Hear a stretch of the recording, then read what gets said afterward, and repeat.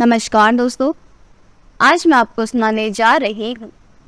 जब बेटी अचानक मायके पहुंची तो पिता को कुत्तों वाले कमरे में पड़े देखा। तो फिर उसने किया कुछ ऐसा कि अरे बाबूजी, इधर उधर कहाँ घूम रहे हैं? क्या चाहिए तुमको? तुम कमरे से बाहर क्यों आए? अगर रिंकी आ गई तो फिर चिल्लाएगी। मनवीर जी डरते डरते से बोले, बेटा, बहुत प्यास लगी थी। कमरे में रखे घड़े का पानी खत्म हो गया था, इसलिए यहाँ आना पड़ा। बेटा बोला, तुम एक काम करो बाबूजी, तुम्हें क्या चाहिए मुझे बताओ और कमरे में जाकर बैठ जाओ। रिंकी बस आती ही होगी, बिना बात ही नाराज हो जाएगी।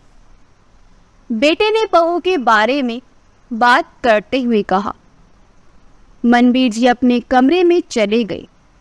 मनवीर जी को बेटे बहू ने एक कच्चे मिट्टी से बना हुआ एक पुराना कमरा दे रखा था, जिसमें ना तो कोई पंखा और ना लाइट की व्यवस्था थी।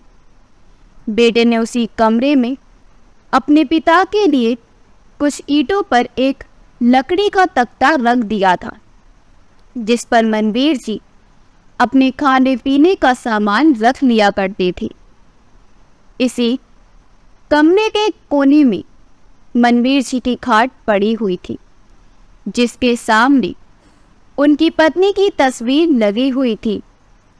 मनवीर जी अपनी कोठरी में जाकर लेट गए और अपनी पत्नी की तस्वीर को देखते हुए उनकी आंखों में आंसू बह जा रही थी और रोते रोते वह अपने अतीत की यादों में खो गए, जब आज से 50 साल पहले वह राधिका जी को अपनी पत्नी बनाकर अपने घर लाए थे। शुरू में किसी बीमारी के चलते वे दोनों माता पिता नहीं बन पा रहे थे, पर उन दोनों ने लाखों जतन किए। राधिका जी ने हर मंदिर हर मजार के चक्कर लगाए और मनवीर जी ने भी कोई कसर नहीं छोड़ी। गांव शहर आसपास हो या दूर हो, उन्होंने भी हर अस्पताल के चक्कर लगाए और हार कर भगवान को उन दोनों पर बड़ा तरस आ गया। और 10 साल के इंतजार के बाद एक दिन ऐसा भी आया जब ईश्वर की कृपा से राधिका जी ने 2 जुड़वा बच्चों को जन्म दिया, एक बेटा और एक बेटी होने के बाद बेटे का नाम रोहित और बेटी का नाम रजनी रखा। समय के साथ ही साथ बच्चे बड़े होने लगे। देखते देखते उनकी पढ़ाई पूरी हुई और अब उन्होंने अपनी बेटी की शादी बड़े धूमधाम से की। उनके दामाद सुमित एक बहुत ही समझदार और सुलझे हुए व्यक्ति थे। दामाद के रूप में उन्हें एक और बेटा मिल गया था, किंतु सरकारी नौकरी के चलते वह अधिकतर बाहर ही रहते थे। बेटी की शादी के अगले साल ही उन्होंने बेटी की शादी भी करवा दी। शुरू में तो वो सब ठीक ठाक ही था, लेकिन धीरे धीरे बहू के रंग ढंग बदलने लगे। लेकिन जैसे ही बहू ने अपने रंग बदले, राधिका जी ने भी उसे तड़का झटका दिया। राधिका जी ने जितना साधारण और सहज स्वभाव की थी, उतनी ही कड़क भी थी। जैसे को तैसा व्यवहार करना उन्हें अच्छे से आता था, इसलिए राधिका जी के जीते जी वह कभी अपने मन ही नहीं कर पाई। लेकिन उनके जाने के बाद उसने मनवीर जी की जिंदगी जैसे जहन्नुम बना दी। अभी 3-4 महीने पहले ही राधिका जी का देहांत हो गया था। तब से रोहित की पत्नी अपने ससुर को इतना सताने लगी, जिसकी शायद कोई कल्पना भी नहीं कर पाई। इसलिए बेटे ने भी समस्या का समाधान निकालने के लिए ही तो अपने पिता को ना ही घर में रहने दिया और ना ही घर से बाहर। उसने अपने पिता को उस कमरे से रख दिया जिसमें कभी भी राधिका जी के रहते मनवीर जी ने कदम भी नहीं रखा था, जिसे कुत्तों के रहने के लिए बनाया गया था। मनवीर जी के पिताजी को कुत्ते पालने का बहुत शौक था।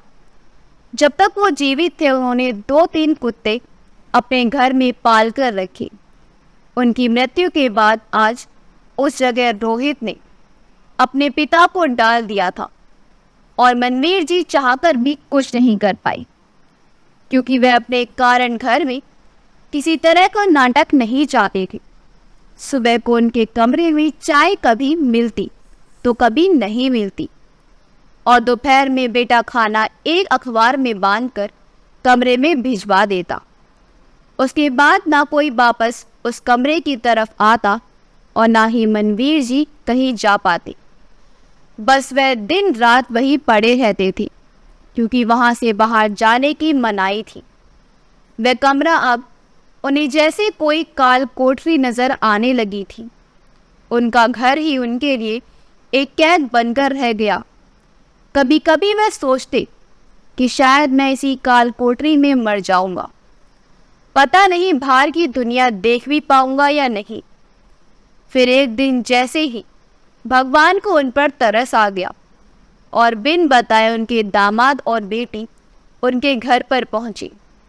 वह अचानक वहां पहुंचकर सबके चेहरे पर खुशी देखना चाहते थे, लेकिन जैसे ही वह पहुंची और रिंकी ने दरवाज़ा खोला, उन्हें देखते ही उसके चेहरे के रंग उड़ गए।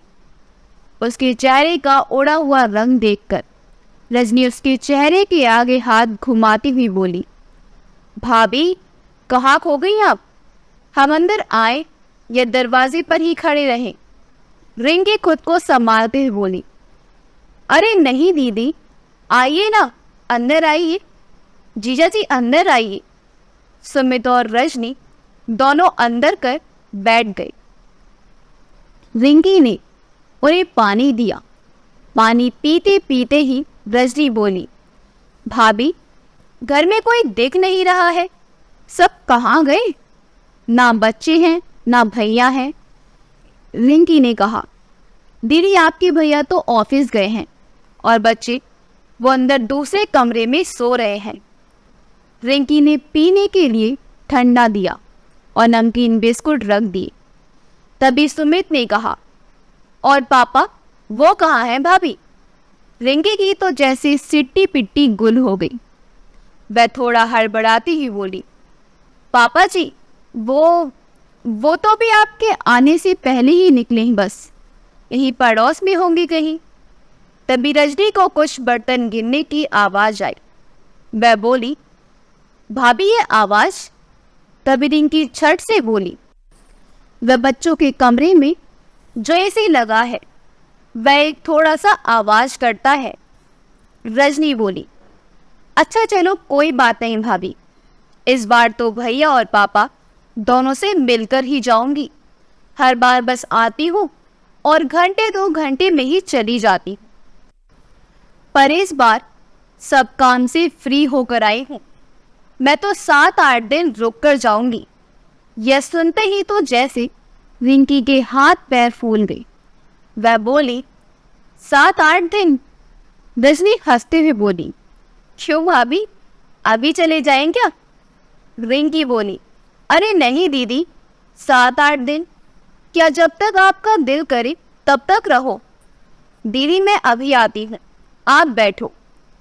वह गई और रोहित को फोन लगाकर बोली, सुनिए, आपकी बहन इस बार रहने के इरादे से आई है। अभी वो आराम कर रही है, पर फिर अपने बाप के बारे में पूछने लगी तो मैं क्या कहूँगी? रोहित बोला, तो फिक्र मत करो, मैं आज थोड़ा जल्दी आ जाऊँगा, आकर सब संभाल लूँगा, तुम आराम करो। दोपहर में सभी आराम से सो रहे थे। जब रजनी और उसके बच्चे जागे तब तक रिंकी के बच्चे भी जाग चुके थे। दौड़ते हुए वह रजनी के पास आई और बुआ बुआ करते हुए उससे लिपट गई और बोली, बुआ आप हमारे लिए क्या लेकर आए हैं? रजनी ने बच्चों को बैग से कपड़े निकाले और बच्चों को देते हुए बोली, कैसा लगा बुआ का गिफ्ट? बच्चे बहुत खुश हुए और फिर नए नए कपड़े पहनकर पूरे घर में घूमने लगे। तभी रजनी ने फिर से पूछा, भाभी, हमें यहाँ आए काफ़ी टाइम हो गया, पापा अभी तक नहीं आए, ऐसे कहाँ चले गए? तभी गौरी बोली, दादाजी तो। तभी रिंकी ने गौरी के मुंह पर हाथ रखते हुए कहा, अपने दोस्त के गांव गए हैं। वो पास में एक गांव है जहां पापा जी के कोई दोस्त रहते हैं, तो वह वहीं गए हैं। रजनी को थोड़ा अजीब लगा। अच्छा भाभी, हमें पापा ने कभी नहीं बताया इस बारे में। खैर, आप यह तो पूछो कि वे कब तक आएंगे। आपने बताया उन्हें कि हम आए हुए हैं? रिंकी बोली, दीदी, पापा जी पास फोन नहीं है, इसलिए थोड़ी देर रुकिए, आपके भैया आ जाएंगे, फिर आपकी बात करवा देंगे। वह दोनों लोग इसलिए रजनी के सामने सच नहीं आने देना चाहते थे, क्योंकि उन्हें पता था कि रजनी को अगर उसके पिता ने बता दिया कि ये लोग उसके साथ ऐसा व्यवहार कर रहे हैं, तो रजनी उन्हें छोड़ेगी नहीं। इसलिए उससे सच छुपाने की कोशिश की जा रही थी। अब रजनी ने सुमित से कहा, आपको कुछ अजीब नहीं लग रहा? हम जब से आए हैं तब से पापा हमें नहीं दिखे, और फिर पहले तो ऐसा कभी नहीं होता। दरअसल पहले जब भी रजनी आती थी तो पहले से बताकर आती थी, और वैसे भी उनकी माँ को गुजरे हुए भी कुछ ही समय हुआ था। वह उनके बाद 2 बार ही आई थी, वह भी अपने भैया और भाभी को बताकर। तो रोहित ने पहले ही अपने पिता को समझा दिया था। उसने उन्हें कहा था, पापा घर के झगड़ों के बीच में रजनी को क्या लाना, वह बिना बात ही परेशान होगी। और फिर आज वो दोनों बिना बताए घर आए थे, तो सुमित और रजनी को अपने पिता की वेशभूषा सुधारने का भी मौका नहीं मिला। देखते देखते रात हो गई और रोहित भी घर आ गया। उसने ऐसे ही कहा कि पापा से मेरी अभी बात हुई।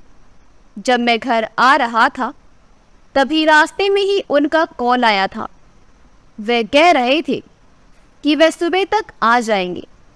जब मैंने तुम्हारे बारे में बताया तो वे बोले, अब तो लेट हो गया, कल सुबह आऊँगा। रजनी भी चुप रही और उसे कुछ ठीक नहीं लग रहा था। उसे याद आया कि गौरी उसकी भतीजी उसे कुछ बताना चाह रही थी। रजनी रिंकी से बोली, भाभी, मैं बच्चों को आइसक्रीम खिलाकर लाती हूँ, आप तब तक खाना तैयार कर ली। रिंकी मन महसूस कर काम करने लग गई और बड़बड़ाने लगी। आ गई महारानी रौब झाड़ने। देखो तो जरा, पता नहीं कब जाएगी, कितना काम बढ़ गया है मेरा। फिर भी वह छोटी हंसी हंसते हुए बोली, आप जाओ दीदी, ये सब मैं कर लूंगी। रजनी और सुमित सभी बच्चों को लेकर बाहर मार्केट की तरफ चले गए। रजनी गौरी से बोली, बेटा तुझे क्या खाना है? आज तू जो बोलेगी बुआ तुझे वही खिलाएगी। गौरी की फरमाइश की लिस्ट शुरू हो गई। बुआ, मुझे आइसक्रीम, मोमोज, पनीर टिक्का, शाओमी और बुढ़िया के बाल खाने हैं। आज के लिए इतना ही, बेहद मासूमियत सा वो बनाते हुए बोले, ज्यादा नहीं खाना चाहिए ना बुआ, आप बस इतना ही दिला दो। रजनी और सुमित दोनों हंसते हुए बोले, हाँ सही में ज्यादा नहीं खाना चाहिए। गौरी को सारी चीजें दिलाकर रजनी ने उससे पूछना शुरू किया, गौरी बेटा, दादाजी कहाँ है? कुछ सोचकर वह बोली, नहीं बुआ, मुझे नहीं पता। रजनी ने खाने की सारी चीजें गौरी के सामने से हटाते हुए कहा, अच्छा फिर तो तुम्हें ये सब नहीं मिल सकता। ये सब तुम्हें तभी मिलेगा जब तुम मुझे बताओगी। गौरी बोली, अरे बुआ, मम्मी ने मना किया है मुझे। कि आपको कुछ ना बताऊं, और आप समझती नहीं हैं। रजनी ने कहा, बेटा मम्मी ने क्या बताने के लिए मना किया है? गौरी बोली, यही कि दादाजी घर में ही है।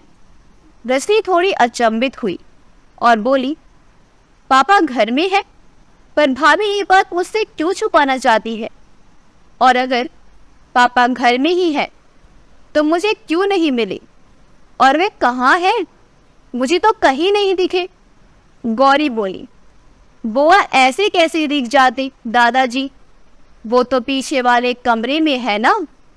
गौरी बोली, बुआ प्लीज आप मम्मी को मत बोलना कि मैंने आपसे ये सब कहा है, वरना मम्मी मुझे मारेगी। रजनी बोली, ठीक है बेटा, पर कहाँ है दादाजी ये तो बताओ। गौरी बोली, बुआ वो जो पीछे कुत्तों वाला कमरा है वहीं पर है दादाजी। रजनी ने जैसे ही यह सुना, उसके तो जैसे पैरों के नीचे से जमीन निकल गई। बेहद चौंकते हुए बोली, बेटा ये तुम क्या कह रही हो? दादाजी उस कुत्ते वाले कमरे में है? पर वह तो बहुत समय से बंद था ना।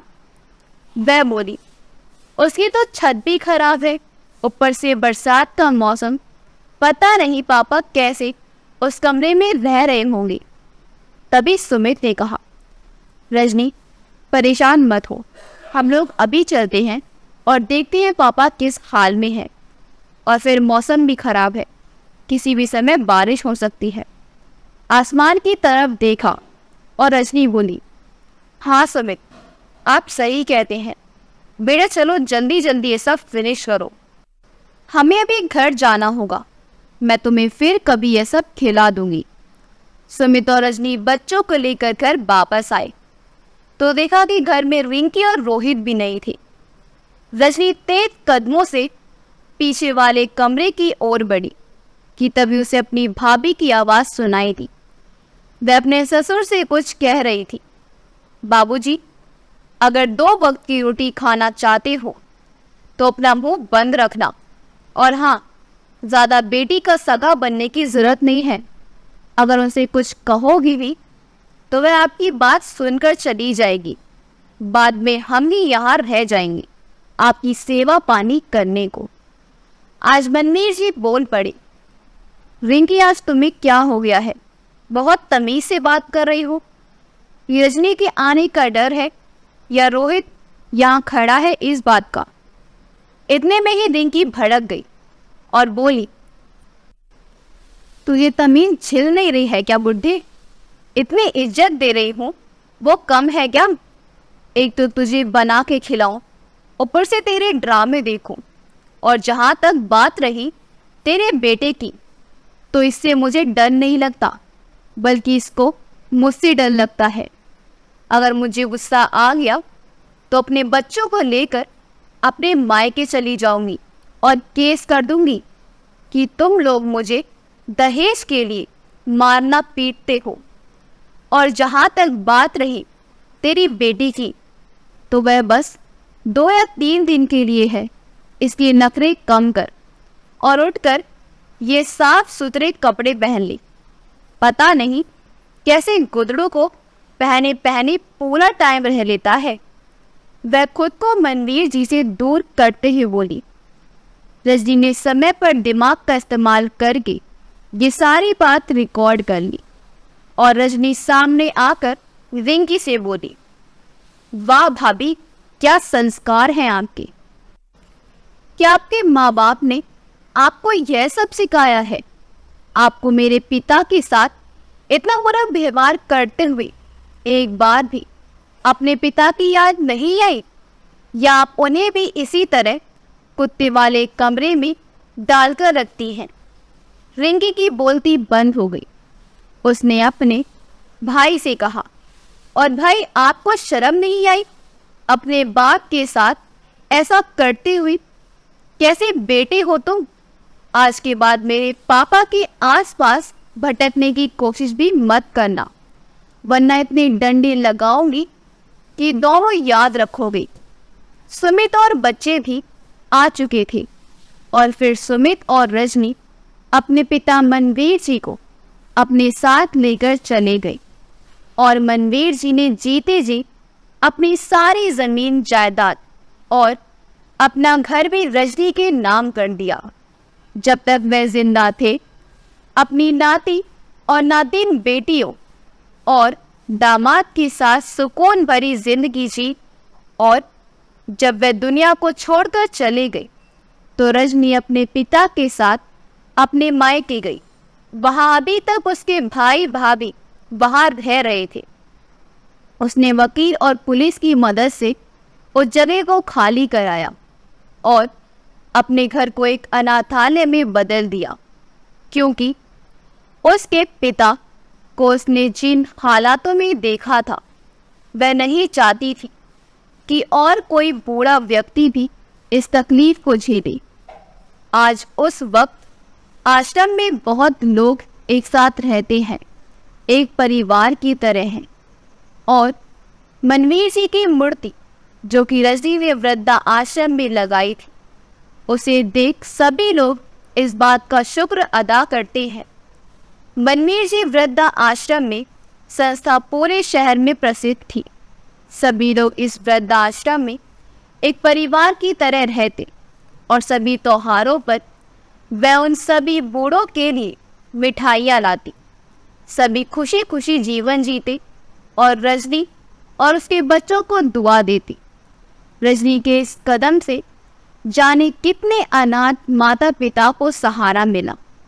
अगर आपको हमारी वीडियो अच्छी लगी हो तो हमारी वीडियो को लाइक करें, शेयर करें और हमारे चैनल योगी वॉइस को सब्सक्राइब करते हैं। मिलते हैं अगली वीडियो में। आपका बहुत बहुत धन्यवाद।